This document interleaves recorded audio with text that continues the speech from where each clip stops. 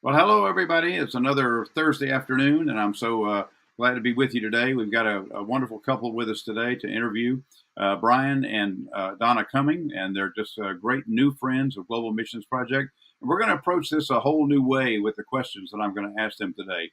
So I hope that you'll be intrigued and that you'll stay around and enjoy hearing their perspective and from them. And so I'm going to bring them on.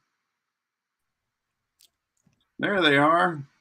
Hello. Hello. Hi. Good to see y'all. Good to see y'all. Hey, we're going to jump right into this. Let me just say this: Bryan Cumming. I met Bryan a handful of years ago, and Bryan is our lead alto player in our jazz band at our church, and that's how we really kind of officially got together and met, and we've had a great time together, playing music together for God for the last handful of years. But this was a first kind of a mission project kind of a thing. So I'm just going to ask some questions here.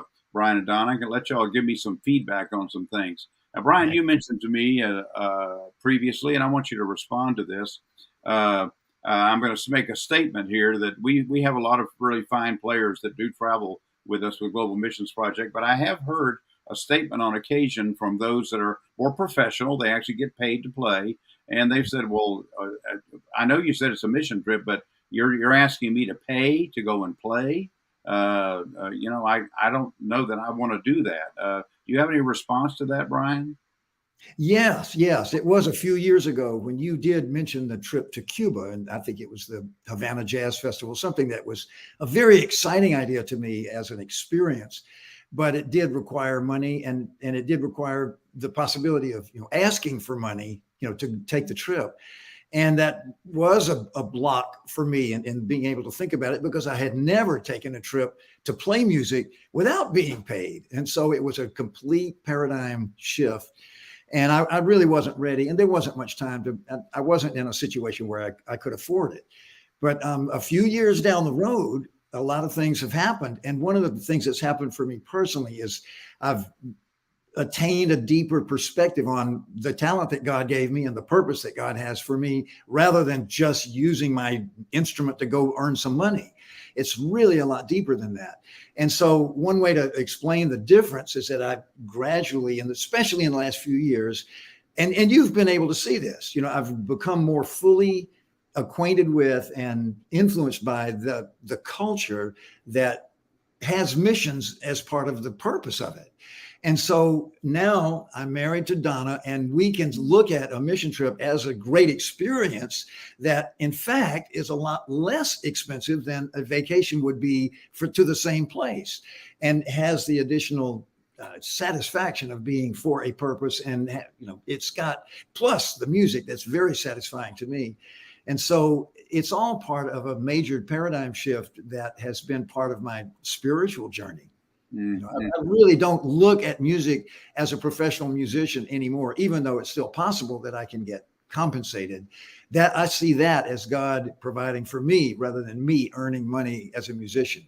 And so it's a very different way of looking at it. I couldn't ask for a better response than that. That's very, very meaningful to me to hear.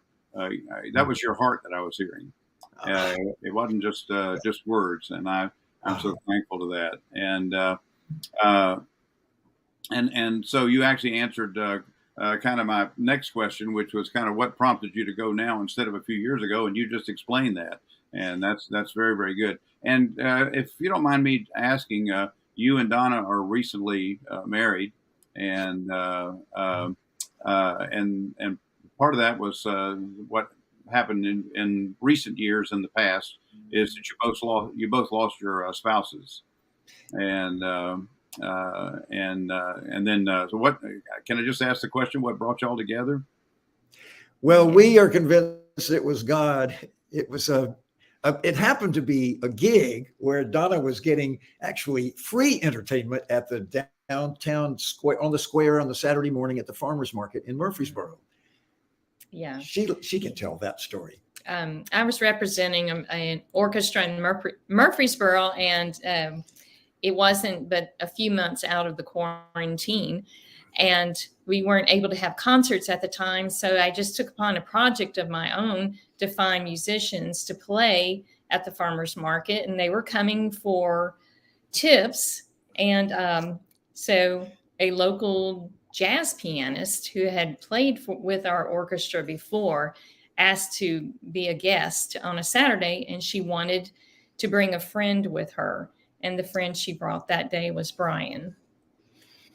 I love that. That's one of those things that I love to say is God connecting the dots, and nobody connects the dots like God does, and He just does right. Well, that's exciting. I've seen y'all, and I'm so thankful. You're actually a part of the ministry, the church that I attend now as well, and it's so great to see y'all every Sunday. Well, let's go on. Let's jump on ahead here. So let me ask you this: have either of you ever done a mission project before? I have done two. In Nicaragua, I travel with a medical team, mission team, and we would set up in a Catholic school. And I was part of the dental clinic. I'm a dental assistant, and they were doing extractions. The majority of the team were, but one of the doctors actually donated a mobile unit that could run the handpieces that allowed the doctor I assisted to fill teeth. And a couple of ladies I remember had decay exactly between the two center teeth. Well, in Nicaragua, the options for them without us being there was to have those front teeth extracted. And that was enough for me to know why God sent us. These ladies were so happy that they were able to keep their front teeth and still remain very pretty, presentable people in their community. But also my first year, I was really shy. My second year, I said, oh my gosh, I know what to do. And after we finished with every patient, I would ask the interpreter to come over, and I would ask the patient, can I pray with you? And they always said yes. And so I asked what their prayer requests were, and I would pray for them. And then I would give them a big hug, and I would just tell them that Jesus sent us for you. Yeah, that's good. That's good. That's good. And I love that missions can take so many different forms and formats of ways to impact with the gospel of Jesus Christ, and to show them God's true love for them. That's wonderful. Now, since we're still there with you, I want to ask you another question too. Since Bryan has not done one, this is his first one, right, Bryan? This is your first mission project per se. It might be worth mentioning sort of a hybrid experience when the trip to Guatemala was not allowed because of COVID, and there was a chance for the Metro Big Band to perform in Nashville with an online connection to the people in Guatemala. And that was a really interesting gradual acclimation for that experience, because I did get to see those people and experience their joy at being able to connect with us. And so it meant a lot. It was also a really good band, but I didn't have to get a passport, or, it was a no cost experience. So that's a really interesting kind of an intermediary, experience that, what? And that was a mission. That was a mission project. And I had forgotten that you had done that, and you were a vital part of that project. And even with the technical glitches that we had to deal with, it was still amazingly effective. I thought God really used us in a powerful way. Now, Donna, since you have done something in the medical mission area before, this was very different. The project to Scotland that you and Bryan just did with us. Tell me how this project. I mean, just tell me how it was different. Tell me how it was different for you. Well, okay. I knew God was sending us to go on this mission trip because I was thinking one day, Lord, I'd like to go to Scotland, but how am I supposed to go? 3 days later, Bryan comes to me and says, how would you like to go to Scotland? And it was the GMP trip. I always thought that he and I would enter the mission field through my skills, but God said, no, this time it's through his skills and abilities that I'm sending you into the mission field. So I said, so what is my purpose and my role? And my purpose and role was to meet people face to face and hear their stories. And I had already been prepared for that. It's interesting how God makes the way.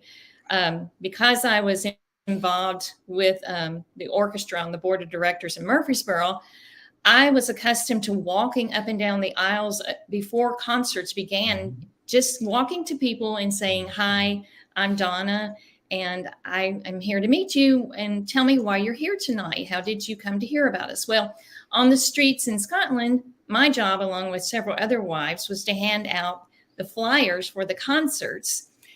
And it opened conversation. I was able to say, "Where are you from? And what's brought you here?" And yes, we are a group of Christian musicians from the United States. And I allowed the Lord to just lead the conversation. And it was so nice to hear their story. And then as the Holy Spirit would give me words to say, I could say something that was beneficial. And they received it well. One of the things that we have often on our GMP trips is spouses that are not necessarily functioning in a musical way, and that was the case with you and the other spouses. We ended up with a nice number of spouses that were there to. Now, of course, we don't call them spouses. We used to call them support. Now we call them security. But Yeah. but you and I'm sure you had a good time meeting those other ladies as well, and some great spirits there with them. Oh yeah, we were the ones breaking out in spontaneous dancing at any moment. I love it. Well, hey, what was how would you guys? An interesting comment, I think. What was this mission project like, doing your first mission project together? Tiring, to be very honest. There was a lot of playing scheduled. It was a very busy schedule. But for me, that was very enjoyable. I mean, every bit of getting back to the place to play was helping me play better, helping the band play better together, and very rewarding. I mean, there's really nothing better for a musician than to play good music with other good musicians. And it was very rewarding at that level. But if we had been on vacation without that to do, it would have been a totally different and tiring in a different way. Yeah. Well, would you also say, though, that perhaps being together, you were able to share the stories together? Oh, yeah. Yes. Yeah. I mean, I wouldn't have wanted to go on an overseas gig by myself. Now that I've had this experience, even though Donna wasn't in the band, she was out on the sidewalk passing out brochures. We were there together, and that was a very important and coordinated complementary function. And I was telling him that I was seeing Scotland from a very different perspective. Oh, yeah. Since it was a fringe festival. Yeah. I was seeing people that were on drugs. I was seeing fights breaking out. I was seeing a shoplifter run out of a store, and I was seeing things that he wasn't. And it was interesting. The Lord likes to take me new places and open my eyes and show me the world from a different perspective, because as a believer, I tend to surround myself with other believers. And God says, there's a different world out there, Donna, and I need to show this to you a little bit at a time. And it takes me further in my walk with the Lord, helping me to be more compassionate and caring and seeing the needs of people that are beyond those that I usually associate with. Yeah. Well, that's what you just said was powerful. And I'll be honest with you, I didn't see any of that, what you were just describing, because I was with Bryan inside, and of course this particular project was so unique because there were literally thousands and thousands and thousands of people there from other nations that were there, some of them with good motives and some with not. And so, yeah, very interesting. They actually said that the population of Edinburgh is around 500,000, about 500,000. during that arts festival for 3 weeks, it's 1 million. So the population actually doubles for that 3 week period of time. Yeah. And very, very interesting, interesting perspective. You actually, Donna, actually sort of answered what my next thing was going to be, which is to say, what were you like before the trip and after? And I think you just sort of said you just gained new perspectives. Anything else you'd like to add to that? Yes, the friendships I made on the trip, they are going beyond the trip. It's you always connect with someone new on a mission trip, and the fact that we all are members of the family of God, you just want to stay in touch because these are your brothers and your sisters, and they're special. They're very special. Bryan, is there anything else you'd like to offer to that? I know she sort of said it there, I think probably, but well, just personally, it was a very rewarding experience. I mean, just for me as a musician, playing the tenor solos in the big band is such a musical excitement for me, and it really is kind of what I was first inspired by. My father was a musician who loved big band music and played sax, and so it really is there in me, kind of waiting to come out. And you can kind of sense that I'm like, oh yeah, I'll do that. I'm happy to. And it's just so gratifying for me musically. And then that was what I was doing. And having Donna there to do the other part of the mission, her evangelism with interacting with people, while I was able to enjoy music that was in its own way an evangelism tool. It's just, I mean, we're very complementary and together while we were doing almost opposite things for the same purpose. So it brought us together. And then meeting a lot of those musicians and their wives was also an unexpected reward, from the experience. Well, I am so thankful for what y'all have shared with us today. I've been blessed hearing you today, and Thank you. I just appreciate you so much. So let me ask one more question. Will you go again? Yes. But I was telling you before the interview at church, there's competition. Some people want me to go for my missions, my medical skills. Other people, want Bryan to go for his musical skills. And so many doors of opportunity have opened up. And I would go on every trip if absolutely possible. I've told Bryan and other people in my Bible study class, I'm such a tightwad until the Lord says, "Here's a mission trip," and I'll throw money out for that in a heartbeat. I love it.